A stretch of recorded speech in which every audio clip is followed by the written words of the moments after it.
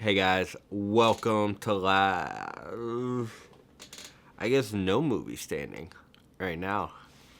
I'm in the process of moving, but I did not want that to stop me from being able to make videos because if you can see, all my movies are packed away, being packed away. These shelves are coming down tonight, so I figured I'd take a break, sit in front of the chair, maybe make something. Usually on this channel, I like to actually hold my physical movies up, but can't do that right now. So let's just talk about movies that I don't need physical copies for. What can we talk about today? I know. Let's talk about movies that ruined a franchise.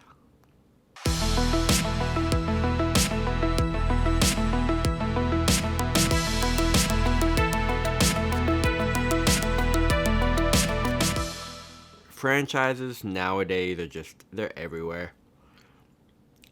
I've kind of got to that point where I don't really care about remakes anymore. Remakes used to really bother me. Remakes and sequels. And you get to the point where you realize that's all everybody's making. I'm just happy with what I have. I don't even care anymore. Do what you're going to do. But there are a couple movies that just, ugh, they did so badly. And they have fans. Like, I'm not here to knock these movies, but to me, these movies just, like, ruined a franchise.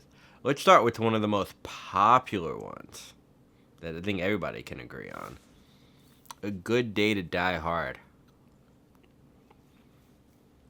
This movie ruined this franchise, yo. No, I mean, granted, you lose a lot of things when you introduce new characters. John McClane's son, Jack Courtney, was not. He was not it. I'm sorry. Not it. If I would say Die Hard 2 is way better. I think people shit on Die Hard 2 way too much. Die Hard 2 is amazing. Die Hard 2, I like better than Live Free or Die Hard. But if I was to rank Die Hard movies, it would go 1, 3, 2, 4, 5. And here's the thing about 5. You watch 5, you put it in, the first, 15 minutes are actually really good. You're like, okay, I don't remember hating this much. And then as soon as he gets to Russia, and as soon as, right after that dope chase scene, because there's a dope highway chase scene in Russia that is so good. But after that, as soon as the sun really gets into play and they reconnect, the movie's over. Movie's way gone. And it's shot too dark. I don't like the way it's shot. I don't like the cinematography. Which is crazy because John Moore directed it and he did, what is it, Behind Enemy Lines? It's a dope movie. Very dope. Next, we got, God, and I actually know somebody who really likes this movie, and I don't know what's wrong with them. But The Mummy 3. Can't watch this movie. I cannot watch this movie. I've only tried to watch it once. And I'll just tell you how far I got into it. As soon as you see the new wife and it's not Rachel Weisz, I'm out. I'm gone. I'm sorry. She is that much a part of that franchise to me. 1 and 2 are dope. I think a lot of people shit on number 2. Mummy Returns is so good. And I know the son's a little annoying in it, but I like him. Like, my dad's gonna kick your ass. I like that kid. But, I mean, to me, there's only 3 mummies. Hell, the Scorpion King, and I'm not talking about Mummy 3, it's Mummy, Mummy 2, Scorpion King. But Scorpion King has spawned off way more sequels than the Mummy. And I know it's part of the franchise, but Mummy 3, ugh. I've never seen it through its entirety, and I never will. And I'm not even going to mention the remake with Tom Cruise. That's a whole other disaster. This next one is just obvious, but Star Wars The Last Jedi, it ruined it. It ruined it for a lot of people. It really ruined it for me. Didn't ruin the franchise, but that was the start of the ruining of the franchise for a lot of people. I really like Force Awakens. I know a lot of people have their problems with Force Awakens, but Force Awakens to me is still easily one of my favorite, most fun Star Wars movies. Last Jedi throws that completely out the window. The whole Mary Poppins thing with Leia floating, ruined, done. Can't do it. Casino thing on is it Canto Bite? I don't remember that whole thing with the horses. No, gone. There was another. There's a couple things. Him with his shirt off. Was that movie? I'm starting to get them confused sometimes. I think that was the one with his shirt off. I mean, you start with Luke just throwing the lightsaber off. Bad. Yeah, ever since then, Star Wars has not been able to pick back up, which is sad. Mandalorian Season 1 did it. But I think, here's the thing, and I own Mando Season 1 through 3. I like Mando's. Mando's not that good. But compared to what we've been getting from Disney Star Wars, yeah, I'll take it. Oh, God. This one. Have any of y'all actually seen this one? Men in Black 4. Or Men in Black International. This movie wholeheartedly was nothing but a cash grab. Thor Ragnarok was so big that they just took Chris Hemsworth and Tessa Thompson. It was like, let's just put them in another movie together. Men in Black. With F. Gary Gray. I mean, come on, F. Gary, what are you doing? F. Gary Gray's been on a downward trajectory in his career to me because he started so high. You have the director who did Friday, The Negotiator, Set It Off. Come on, to the plane going over. I don't know if you can hear it. What was that movie he did with Gerard Butler? Citizen. The one with Jamie Foxx. I'll put it up here because I forgot the name of it. That movie's fire. Straight Outta Compton. Fire. And then he does Fate of the Furious. Then he does Men in Black International. Then he does this Netflix that Netflix heist movie that I've never seen and will never see, but I heard it was really bad. But Men in Black 4. Ugh. Now a lot of people may say Men in Black 3 is not good. I dig Men in Black 3. I think Men in Black 3 is fun. I love Josh Brolin in it. I love the time travel aspect to it. I think the villain's kind of funny.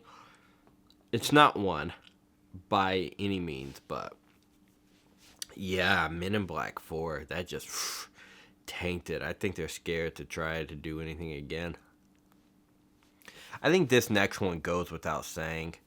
Nightmare on Elm Street, the remake from 2010. That movie torpedoed the whole franchise. They have not revisited it at all. There's not been a TV series. There's not been another remake. We've got how many Halloween movies since then? Like 4 or 5? I don't even know. We've got... we haven't even got really that many Friday the 13th either, actually, since 2009. I know they're working on a TV series right now, but we've got way more Texas Chainsaw Massacres. We have not got any Nightmare on Elm Street. That remake just... so bad. And it, like, literally torpedoed the franchise. I don't want to say it divided the fan base. There's some people that like it. There are some people that grew up with that version of Freddy. You know, I made a whole video about not really defending it, but talking about its good parts, because there's good in it. Just take Freddy out, honestly. Spectre. You could argue Spectre or No Time to Die, but I'm going to say Spectre, because Spectre kind of started it. The way the Daniel Craig Bond movies to me were kind of like great, meh, great, yeah, you know, it didn't end very well. He didn't even want. Daniel Craig didn't even want to do the last one. They had to pay him an ungodly amount of money and beg him to come back for No Time to Die. But I would say Spectre was like, yeah, Spectre was the one that went down. Because Sky, I mean, you're coming up against, you're continuing after Skyfall, which is arguably one of the best James Bond movies ever made. Definitely one of the best Daniel Craig ones, in my opinion. I don't think Quantum of Solace is that bad. I really don't. I know a lot of people shit on it, but I'll watch Quantum of Solace 100 times before I watch Spectre or No Time to Die. My little brother bought me No Time to Die on Blu-ray for Christmas, like, 2 years ago? Still have not watched it. I cannot bring myself to revisit that crap. The only reason I own it is because my brother got it for me, but I'm going to. I'm going to marathon. You know, when I marathon them and do all this stuff, or if they come out with like a 4K pack of James Bond or something and I get it, I will, but it started with Spectre, in my opinion. How do you ruin Christoph Waltz like that as a villain? Come on. Let's switch it up. Scary Movie 3. Yeah, now they continued with Scary Movie for a little bit. They, Scary Movie 3, 4, 5. I don't know if they made 6, but it was that whole era of parody where they just overdid everything. So many spin-offs, but when you lose the Wayans brothers, you lost that franchise. 1, classic, iconic. 2 is probably the most memorable. Let me use my strong hand. That guy is probably the most memorable character, most memeable character in all the franchise. Like, the second one is fire. The second one is probably one of the greatest sequels ever made. It's so good. But as soon as you lose the Wayans brothers, you get to the third one. I don't even remember the third one. I remember kind of with it kind of like a War of the Worlds kind of thing. It still had Anna Faris in it, I think. The only reason I would own that movie is I just have the DVDs of 1 and 2, but the Blu-rays come in like a triple pack, so if I upgrade, it'll probably be that. So I'll probably have the third one in the collection one day, but I don't plan to ever watch it. Isn't Naked Gun guy Leslie Nielsen in one of them? I don't even remember, but yeah, you lost the Wayans brothers. You lost. I think they only did 5 because I think Scary Movie 6 with the Wayans brothers coming back is actually in development right now. We'll see if that's any good. I'm fingers crossed, but only if they bring back Keenen Ivory Wayans. They have to bring back Keenen. It can't just be Marlon. It has to be Marlon, Sean, and Keenen. And they got to bring back Sydney and Brenda. Is it Sydney and Brenda? Anna Faris and Regina King. It's Regina King, right? I think so. This one probably not a lot of people will agree with me on because it's got such a huge fan base. But for me, it totally ruined it. Resident Evil Extinction. I'm sorry. That movie sucks. And all the rest after suck. But Resident Evil 1, really good. Resident Evil Apocalypse, bro. Apocalypse is number 1 for me. Like, if I only own Resident Evil 1 and 2, and I will only own them. I will not own any of that other crap. I'll own Raccoon City. Raccoon City is actually, it's a bad movie, but it's got really good things in it that I like. I'm just waiting for the price to go, like, down. I'm surprised it hasn't ended. The rest of 4K isn't for $10 yet or something, but Resident Evil Extinction. Could not do it. I tried. I dig what they were doing with the whole Vegas and desert thing, but I don't know. They just got too much for me. The tone shift and everything, so I'm going to put that on there. But I know that's an unpopular opinion, probably. Because I know a lot of people really like that franchise and will say the other ones. I don't even know what they're named after that. I just know Resident Evil, Apocalypse, Extinction, and then just Crap 4, Crap 5, Crap 6. I don't even know if there's 6 or 7. There's so many. and they just went. I marathoned them, I think, during COVID because I was debating, getting the box set. Nope, can't do it. So last, I tried to think of 10, but I could only come up with 9. I can't even think of an honorable mention because with franchises, I don't think that many movies ruined franchises, at least in my opinion. Please leave in the comments below what yours are. But number 9, and I love this franchise, even though it's not good after a certain point. But I'm gonna say Blood Wars, Underworld Blood Wars. Definitely Underworld goes in order for me. Underworld. Actually, hold on. I don't know if I was to rank Underworld, I would go 1 is definite 1. But I'm like, do I go 1, 3, 2, 4, 5, or 1, 2, 3, 4, 5? I don't know. Because I really like 3. I really like 3, The Rise of the Lycans. 2 stumbles a little bit at the beginning, but toward the end, when you get to Marcus and that ending with the helicopter, bro. Dude, so good. 4, I like. 4 is not as good. 4 is when they started introducing heavier CGI Lycans, which take them or leave them, because I mean they had to up the ante. You have like basically the super Lycan, toward the end. But I just like the look of it. I remember seeing, I think I saw it in 3D when it came out. And if you look at it, it's got these kind of like these particles going everywhere in it. It just gives a really cool, just cinematic feel to it. And I love that opening shot with her. The camera's upside down, and then it's turning, and she's frozen, and then she just falls. That part is dope. I love elements of it. I don't like the story, but I like the look of it. I love this, Blood Wars, I can't even remember half the shit. She becomes like the vampire queen or something at the end. She dies and comes back, and she gets like white hair or something, and it takes place in the snow. I don't even remember part of it. I think if they took it out of this city, like that first one was like, that first one did a lot for me, man. And I'm not talking in like a perverted way of her in spandex. I just mean visually with that opening shot, the cinematography, the color palette, the action, like that first one, choice. And I will always give Lynn Wiseman a chance for that.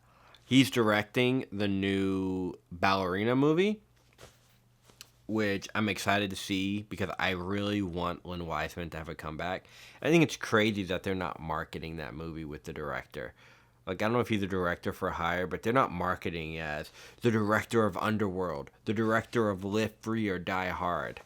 Like, that dude's made a couple bangers. He made Total Recall, which I know that I probably just lost you there, but I'm going to make a whole video in defense of Total Recall, the remake, because I think it's dope. But we're not here to talk about that. Underworld Blood Wars, I think, just tanked it. Now, there's rumors they're going to do another one. Kate Beckinsale can still get it. She can still fit into that spandex and kill it. Like, if Charlie Theron can still do it, she can do it. I think Kate Beckinsale's still doing action movies. She's got like an Amazon one called Canary Black or something. I haven't watched it yet, but it looks dope. So, those are, in my opinion, 9 movies that ruined a franchise. Are these hot takes? What do you guys think? Let me know in the comments below. What are some of yours? Like, these are just ones I think ruined the franchise. Now, some of you can argue, you can name a ton of any franchise. You can be like, name one from Fast and Furious. Fast 8 ruined that one, or something. But with Fast and Furious, I feel like you just accept. As soon as they went to space, you just accept. They're just going to do stupid shit. And you don't take it seriously. There's no stakes. The end of fucking Fast and Furious 10, half the cast gets in a plane crash. None of them are dead. None of them are dead. They're going to... Fast 11's going to open up. And they're just going to be like, not a scratch on them. So, you just take Fast and Furious for what it is. But what are some of your favorite franchises that you feel have a movie that just it ended it. It ruined, and they have not been able to pick back up. Because some franchises have like that one in the middle or something that's not as good, but then it picks back up. I would say Mission Impossible's like that too. Four is good. I like all the Mission Impossible except for 7. I would have said 7 just, but 8 looks dope. I think 4 is one of my least favorite, but 5 picks it way up.